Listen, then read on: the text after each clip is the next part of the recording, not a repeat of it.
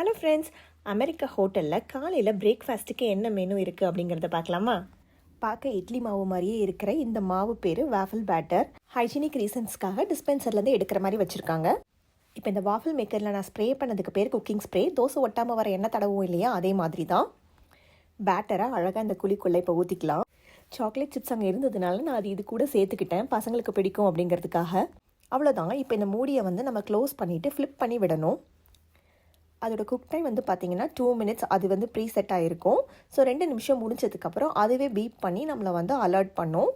அதனால் நம்ம இதை விட்டுட்டு போனோம் அப்படின்னா தீஞ்சு போகும் அப்படிங்கிற பிரச்சனை இருக்காது.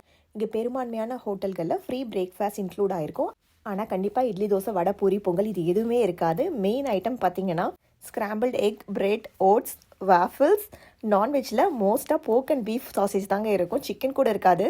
நீங்கள் அமெரிக்கன் லைஃப் ஸ்டைல் பற்றி ஏதாவது பர்டிகுலராக தெரிஞ்சுக்க விரும்புகிறீங்க அப்படின்னா கமெண்ட்ஸில் சொல்லுங்கள்.